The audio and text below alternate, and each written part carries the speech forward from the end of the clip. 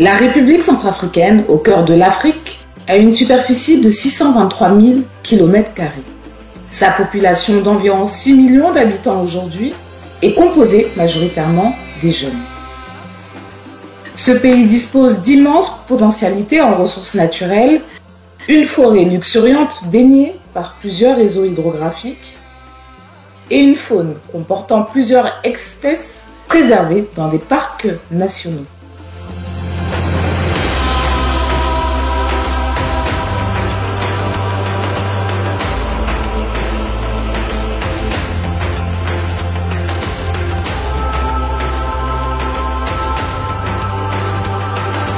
Les sols et sous-sols centrafricains débordent de richesses. L'avènement de l'indépendance de la République centrafricaine a permis aux autorités d'alors de jeter une nouvelle base pour la refondation du pays. La République française vient de reconnaître l'indépendance et la souveraineté internationale de la République centrafricaine. Le 13 août 1960, la RCA accède à l'indépendance. Plusieurs chantiers sont mis en route, les villes se créent, les sociétés se mettent en place et l'économie du pays a pris son envol. Cependant, ce pays connaît une très longue période marquée par la mainmise des puissances coloniales sur certaines ressources naturelles. Plusieurs chefs d'État qui ont dirigé la République centrafricaine avaient les mains liées, empêchant ainsi l'essor du pays. Jean Bédel Bokassa dit clairement que son pays est une chasse gardée des puissances étrangères. Donc la Suisse et la France achètent du minerai brut ils n'achètent pas. Depuis 1966, ils extraient, ils exploitent, mais ils n'ont jamais payé un franc. Comment ça se fait ça? Ben oui, mais c'est comme ça parce que, comme c'est l'uranium, nous ne devons rien dire. Et aussitôt qu'on veut essayer de demander, de parler, on nous fait taire. Je peux vous dire que ce qui se fait contre mon pays est une honte. On exploite mon pays et on l'interdit de revendiquer ses droits.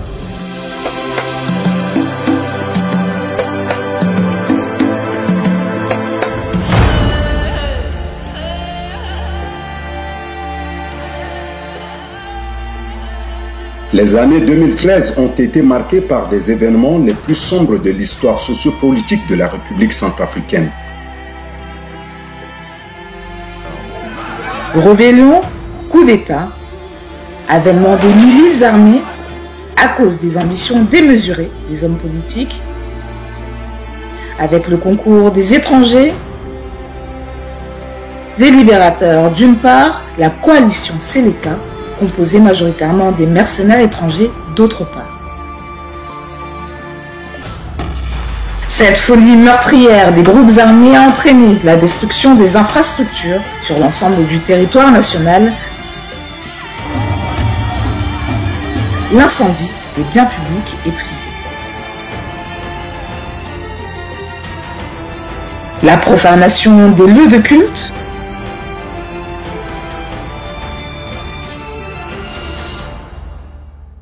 le déplacement massif des personnes dans les camps de fortune, communément appelés ledgers. D'autres, par contre, ont traversé les frontières pour se réfugier dans les pays voisins.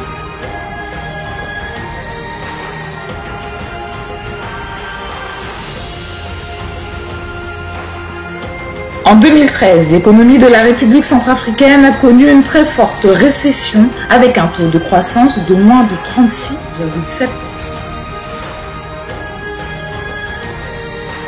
La RCA était au bord d'un génocide à travers des actes criminels de la coalition Séléka.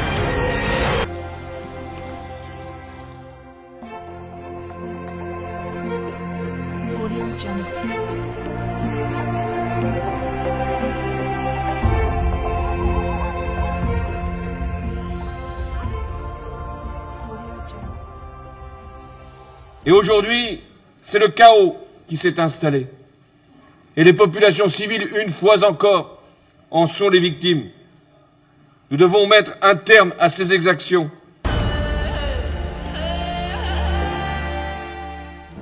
L'intervention française à travers l'opération Sangaris n'a pu endiguer les violences meurtrières contre les populations démunies.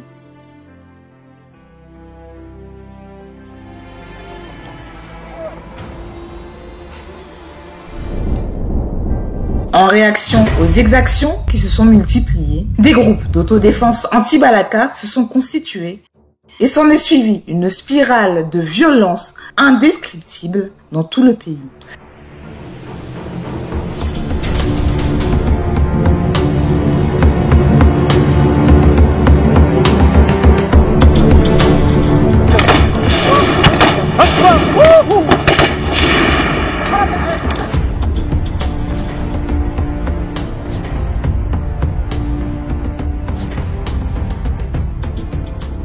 La gouvernance chaotique de la coalition Seleka a conduit à la démission du président de la transition, Michel Dotchodja, et son premier ministre, Maître Nicolas Tchangaï. Le Conseil national de transition a pris acte de cette démission et a organisé l'élection qui a abouti à la désignation de Madame Catherine Samba Panza.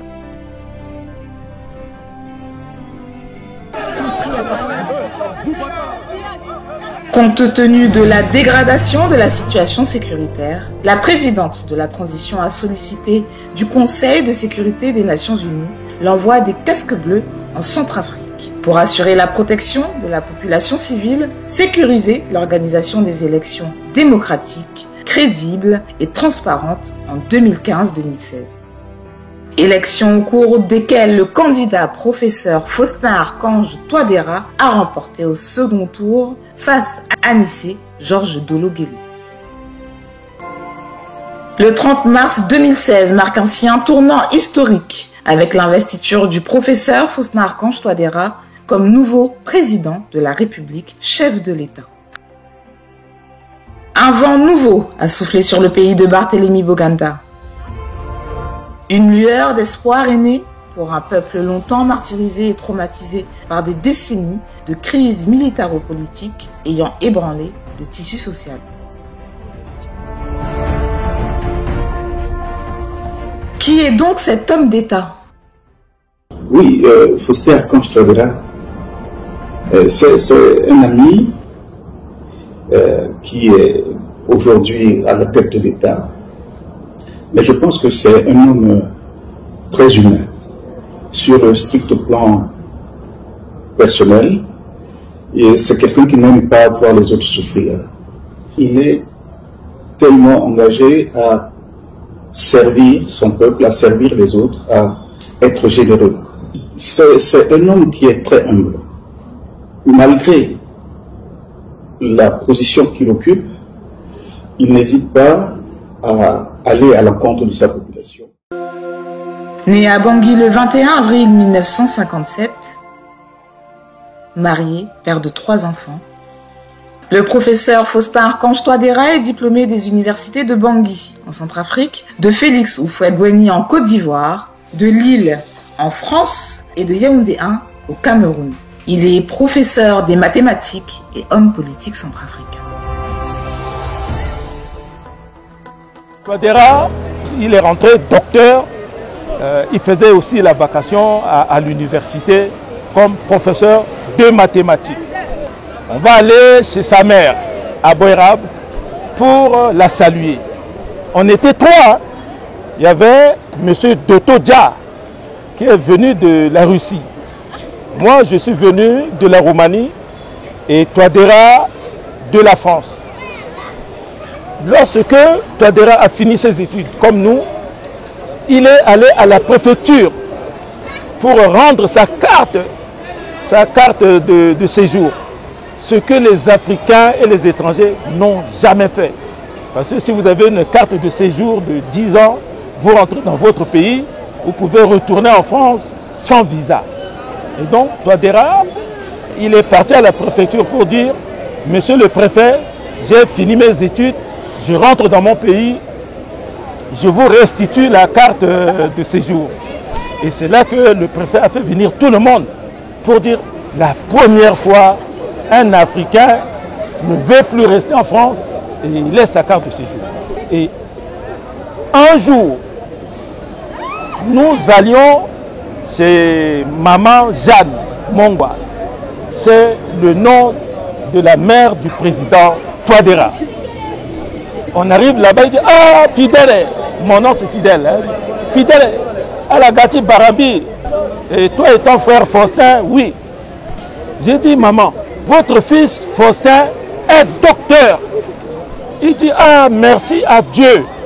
Mon fils est docteur. Quand je serai malade là, il va me soigner. » J'ai dit « Maman, il est docteur en mathématiques. » Il dit « Mathématiques là, c'est quoi ?» J'ai dit « C'est les calculs. » Il dit « Comment ? Je pense que toi, tu es docteur pour me soigner. Tu es docteur de calcul. Ah, moi, je n'aime pas ce docteur-là. » Voilà, aujourd'hui, son fils est président de la République. En dehors de son travail d'enseignant, il fut inspecteur des mathématiques et parcourut toutes les inspections académiques du pays. Il a occupé plusieurs postes administratifs au sein de l'université de Bangui, puis Premier ministre sous le régime de François Bozizé. Malgré ses charges politiques, ce passionné des mathématiques continue de dispenser les cours et de présider des jurys de thèse jusqu'à aujourd'hui.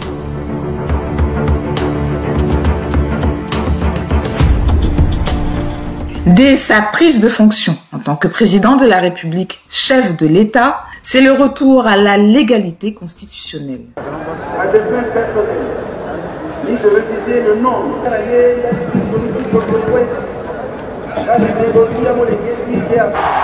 Le professeur Faustin Archange Touadéra a inscrit la paix, la réconciliation nationale et la sécurisation du pays au centre de son programme politique. De 2016 à 2024, il a nommé successivement à la tête du gouvernement des imminentes personnalités politiques du pays afin de relever les défis. Les premiers ministres Simplice Mathieu Sarandji, Firmin Ngrebada, Henri-Marie Dondra et Félix Moloua, tous ont œuvré pour le relèvement socio-économique du pays. En 2017, la table ronde de Bruxelles, au cours de laquelle le chef de l'État et son gouvernement ont pris part, a permis au pays de se doter d'un plan quinquennal axé sur 5 priorités. Le plan national de relèvement et de consolidation de la paix, RCPCA, voit le jour et propulse les activités sectorielles à travers 5 piliers. Pilier 1, la paix, la réconciliation nationale.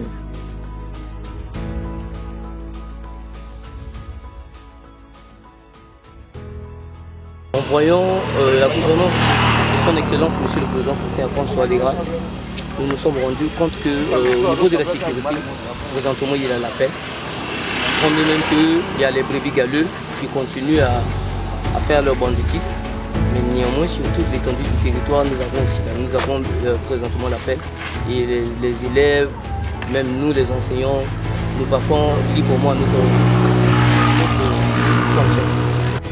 Pilier 2. La réforme de l'administration et le redéploiement des autorités de l'État sur l'ensemble du territoire national.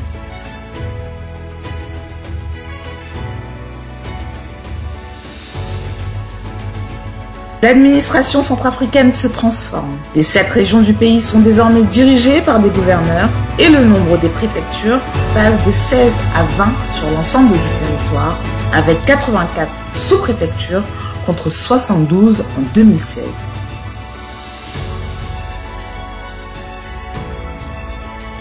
L'administration centrafricaine se rajeunit. Avec 14 400 jeunes diplômés, le salaire minimum interprofessionnel garanti SMIG passe de 18 850 à 29 000 francs CFA et le salaire minimum agricole garanti SMAG passe quant à lui de 300 francs à 1000 francs par jour. Pilier 3, l'assainissement des finances publiques. Plusieurs réformes ont boosté l'économie de la République centrafricaine.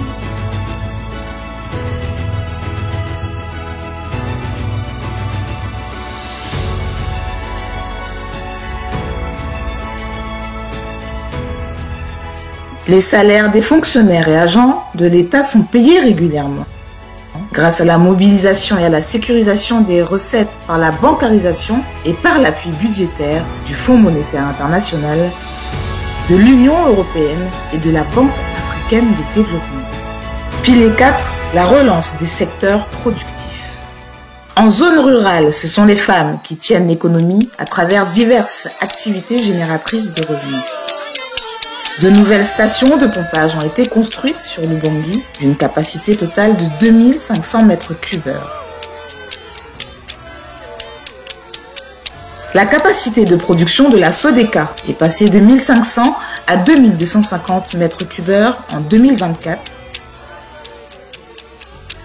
Et le dédoublement de la conduite de refoulement d'eau brute de la station de pompage sur l'Ubangi. En milieu rural, plus de 3500 nouveaux forages à motricité humaine sont installés.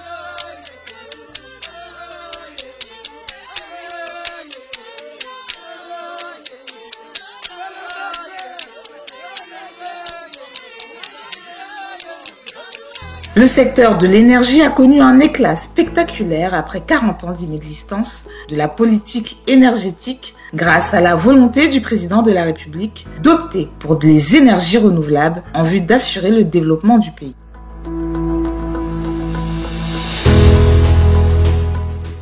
La capacité énergétique est passée de 37 MW en 2016 à 100 MW en 2024. La capacité de l'usine de Boili 2 a atteint 10 MW.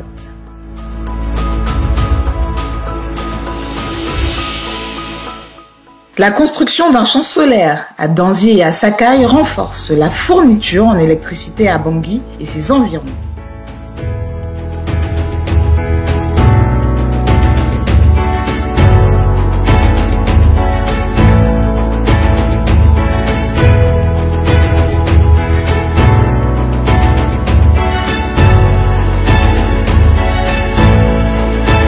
Le secteur des hydrocarbures a connu un rebondissement.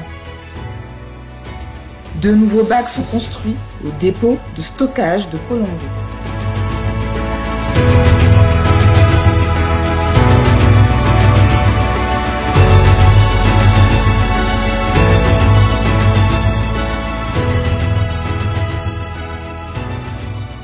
Les besoins essentiels de la population en matière de la santé, surtout des enfants de 0 à 5 ans, sont pris en charge.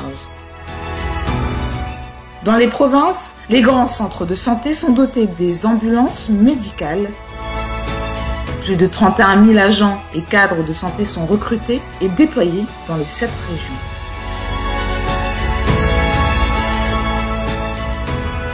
À Bangui, un centre d'imagerie médicale et un centre d'hémodialyse sont mis en place pour pallier au phénomène d'évacuation sanitaire.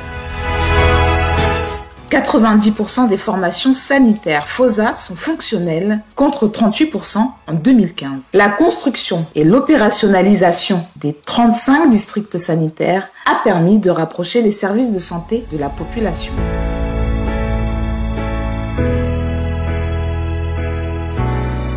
« 42 établissements de santé en province ont été dotés de 20 ambulances médicales visant à renforcer les capacités d'évacuation des cas d'urgence vers des centres de référence.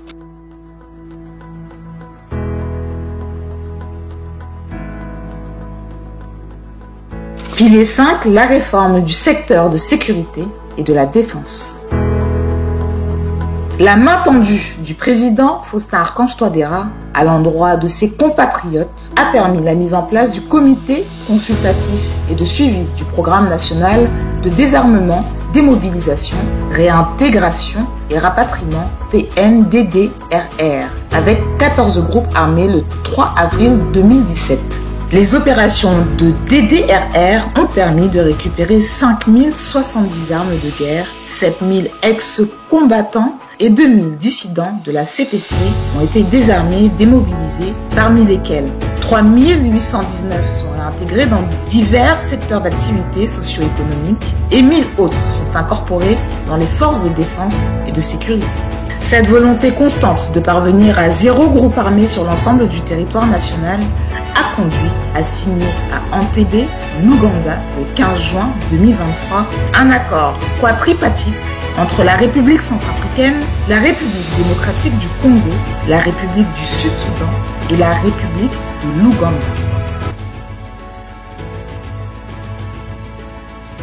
« 140 ex-combattants de la LRA et leurs familles sont rapatriés dans leur pays d'origine en Ouganda. La rencontre de Saint-Égidio s'est soldée par l'entente de Rome le 19 juin 2017. L'accord politique pour la paix et la réconciliation nationale, APPR-RCA, négocié à Khartoum au Soudan et signé à Bangui le 6 février 2019, a offert au gouvernement et au peuple centrafricain un cadre idéal de renforcement de la démocratie, du vivre ensemble, de la cohésion sociale, gage d'une paix durable.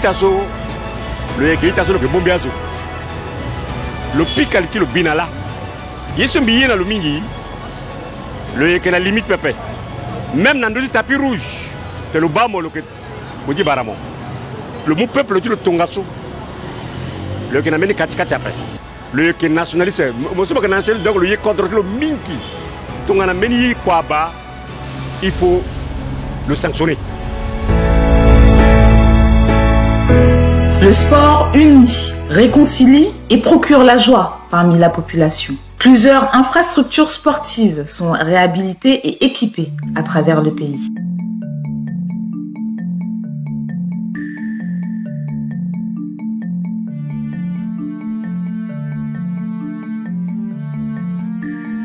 Avec la coopération bilatérale et multilatérale,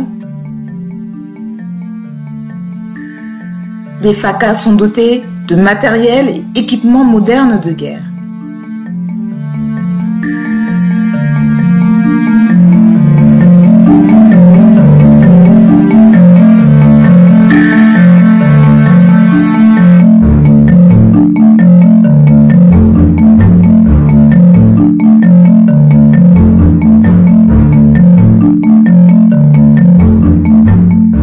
Avec l'appui des instructeurs russes, français, européens et rwandais, l'effectif des militaires passe de 7 000 en 2016 à 23 000 aujourd'hui.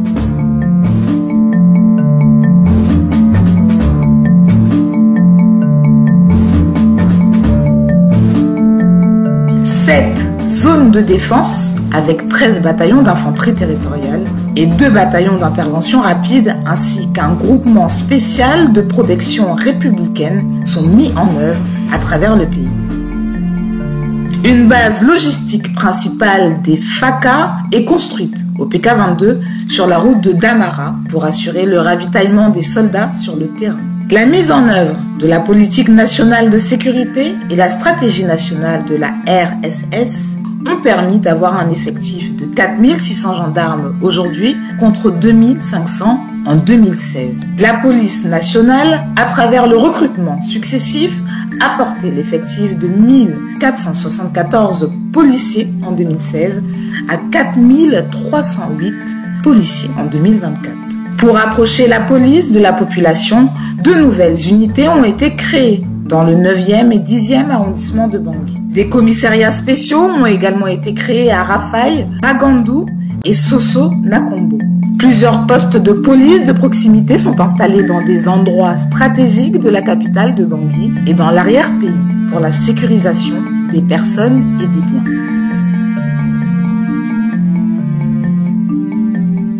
La commission Vérité, Justice, Réparation et Réconciliation est créée.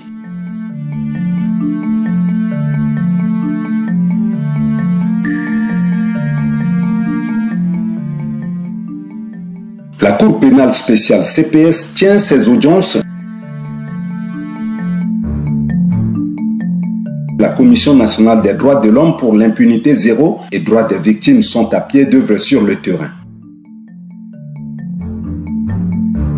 Un grand projet de fibre optique sur plus de 900 km reliant la République centrafricaine et ses pays voisins, la République du Congo, la République du Cameroun.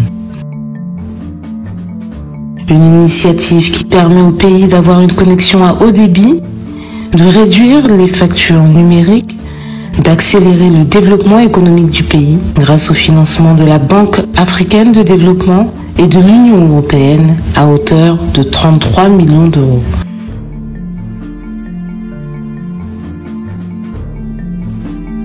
Le l'opération citoyenne Kwati Kodro instaurée par le chef de l'État a permis d'assainir les villes et les villages du pays.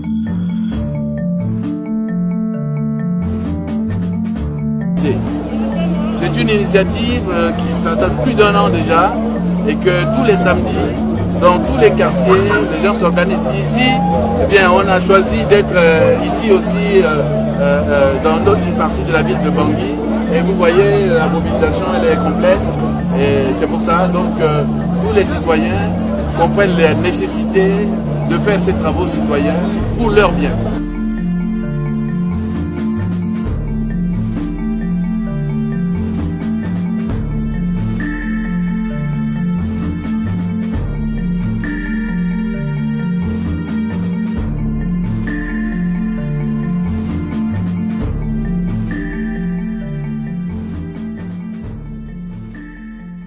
Le président de la République s'est également lancé dans la réhabilitation et la construction de plusieurs édifices et infrastructures publiques.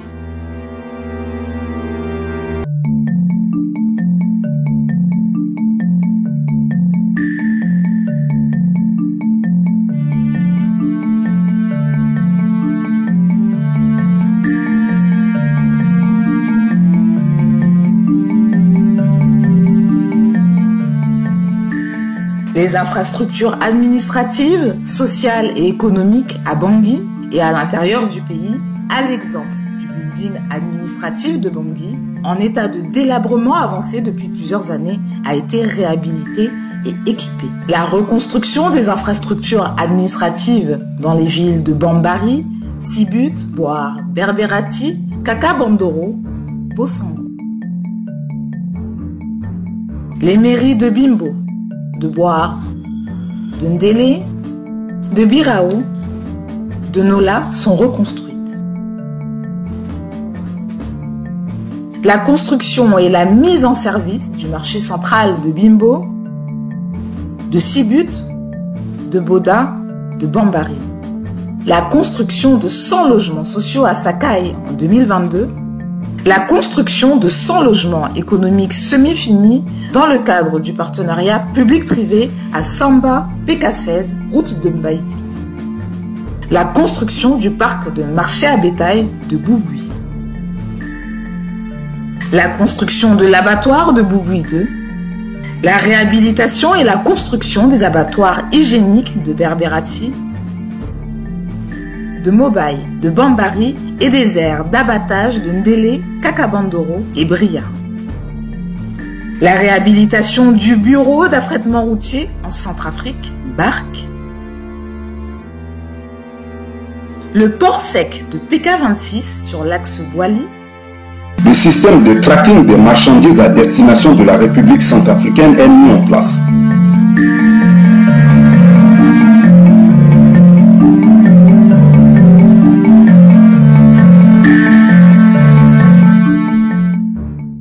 Les vols de nuit ont repris grâce aux installations de nouveaux signaux lumineux et des balises.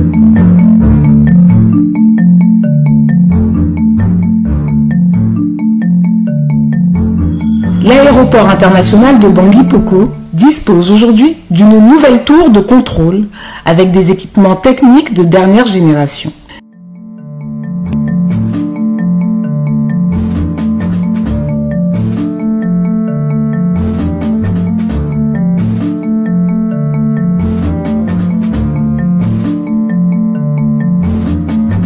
Son centre d'information, équipé d'un radar de dernière génération, collecte et diffuse en temps réel toutes les données essentielles à la navigation aérienne.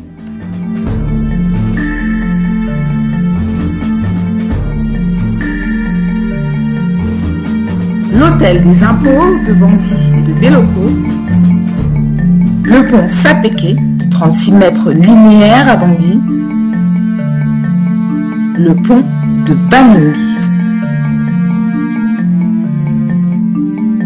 Le corridor 1, Boali-Baoro, Boar, Garamboulaye, 75 km de bitumage en enrobé en cours de réalisation. Dans le cadre du projet Grand Bangui, fait la fierté des Banguissois.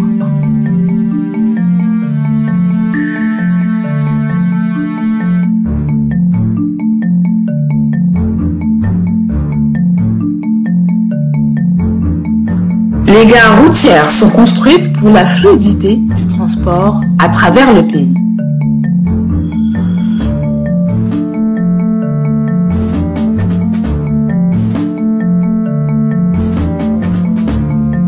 L'aménagement des 333 km de route en terre relie les villes de Kakabandoro et Mbré avec Ndélé. 2025 km de routes et pistes rurales dans les préfectures de Loam, Loam-Pende, la Nana-Gribizi, le Bamingi-Bongoran et la Vakaga. Le président Touadéra a renforcé le système éducatif centrafricain. Une vague de 1500 enseignants sont intégrés dans la fonction publique. Plus de 1300 salles de classe sont construites ou réhabilitées sur l'ensemble du territoire, ainsi que 12 centres de formation professionnelle répartis à l'intérieur du pays. Le nombre des établissements du Fondamental 1 est passé de 1762 en 2016 à 2200 en 2024 et de 90 en 2016 à 123 en 2024 pour le Fondamental 2. Le président Touadéra a renforcé le système éducatif par l'augmentation du budget alloué au secteur de l'éducation nationale, la contractualisation des enseignants du Fondamental 1 et 2, 20 inspections académiques contre 8 en 2016 et 20 centres pédagogiques régionaux contre 10 en 2016.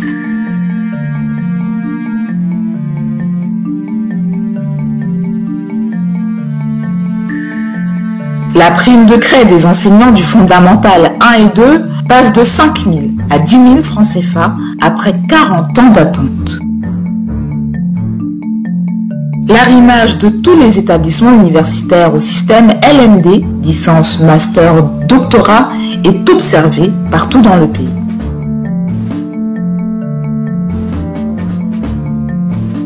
Des sciences et technologies, des sciences juridiques et politiques, des humanités, espaces et sociétés, des sciences économiques et de gestion. 4 immeubles servant de dortoir d'une capacité de 150 chambres. 2 amphithéâtres d'une capacité de plus de 1000 places. Un centre de formation digitale pour le renforcement des capacités des enseignants et le développement de l'accès au numérique. Une bibliothèque numérique et un site web. Plusieurs vagues de formation, 141 thèses de doctorat soutenues dans toutes les filières. Dans le domaine de la communication, la télévision centrafricaine a été rénovée et le rééquipement de Radio Centrafrique effectué. Le déploiement de 15 émetteurs FM dans l'arrière-pays.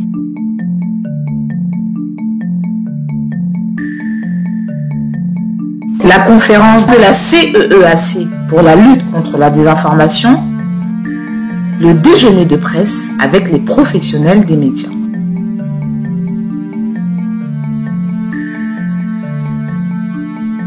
L'intronisation d'une conférence de presse hebdomadaire du gouvernement. L'institutionnalisation du prix d'excellence en journalisme.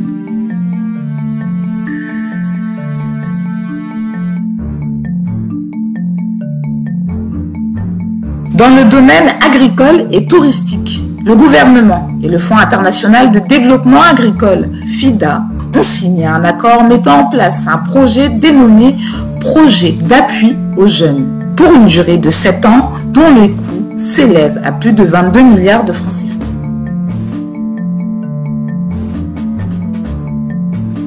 La réhabilitation des 5 sites d'accueil touristique de Dolly Lodge à Bayanga, le bâtiment des 100 villas à Mongumba. La levée de l'embargo du processus de Kimberley va contribuer efficacement à l'essor de l'économie nationale.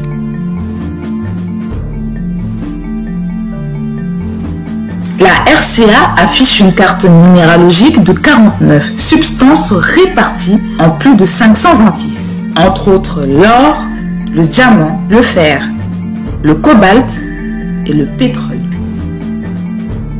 La diplomatie centrafricaine s'accentue sur la scène internationale et se renforce davantage.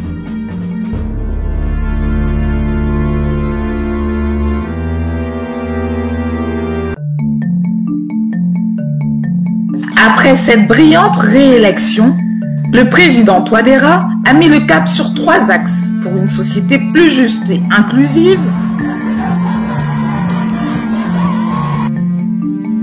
une économie plus ouverte à la concurrence et pour le bien-être de la population.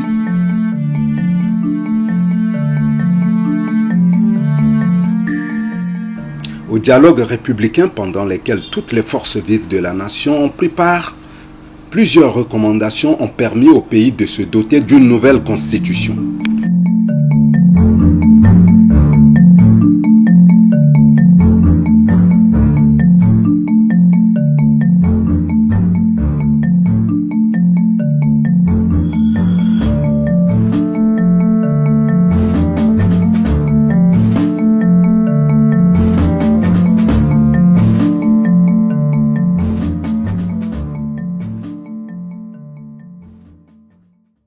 Bango Ndochimbi en tant que Wabé Africa dans la centrafricaine, là sur quoi dire que bien sûr qu'on aussi à peu près centrafricaine là sur le gars bien sûr qu'on mais quand le Saramonda ou ça c'est la constitution qui a modifié là ouais la mon le passage qui tenait le gona même fini mandat quand on a le que Guandia ouais si amne ngesi be Africa ke muna lo mabako chikene takene lo chilo gadia lo legia na doso koboni akena lo chichi tourner ti bando na ndosha samna lo mabako ke chitene le choisir en zone amone ngesi kodoso critère na pas à la répondre na ni chitene amuna lo mabako si pas de kekeri ke kodoshi na maya bona nduku lo ke tiri mais lo ke tiri gi lo akwa il faut ka ça damna lo mabako si mais na bango nchi so nguru samna lo mabako donc il faut que le waran zone azuti tena mna lumba boko comme ça Centrafrique a pu signer nasi pasi et puis simbala ko na beso mbasa munju korope il faut sigi i wara bacha partenaire i wara itaga mna maboko si pas de kodosha kusima izona.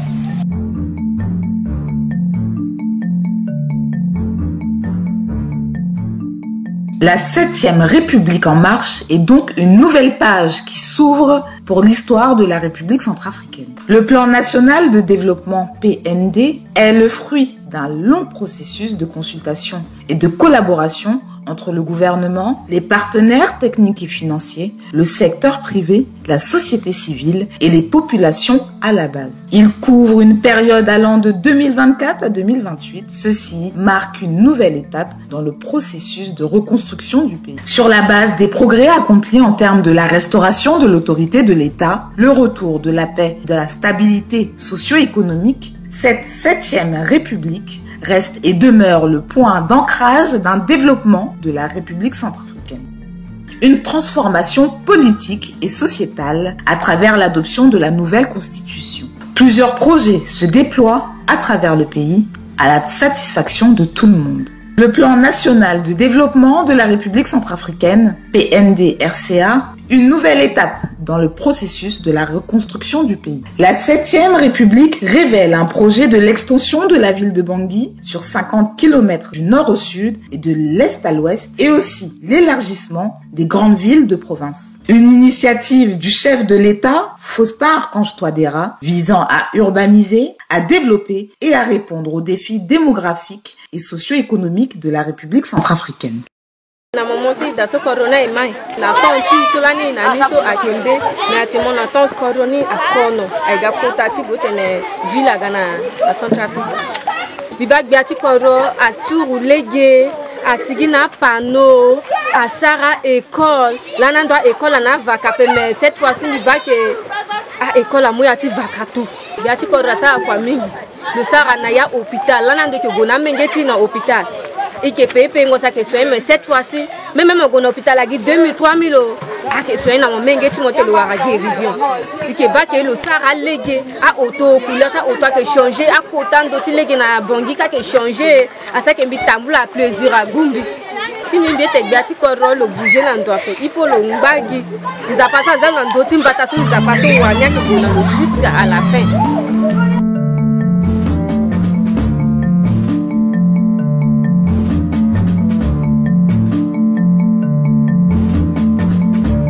La capitale centrafricaine, Bangui la Coquette, change, bouge, la nuit comme le jour.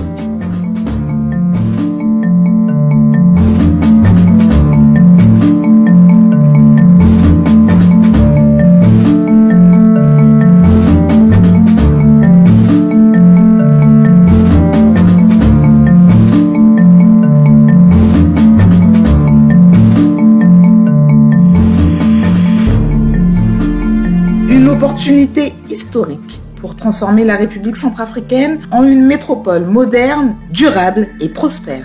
Une approche intégrée et multisectorielle permettant d'assurer un développement harmonieux et inclusif répondant aux aspirations de la population centrafricaine.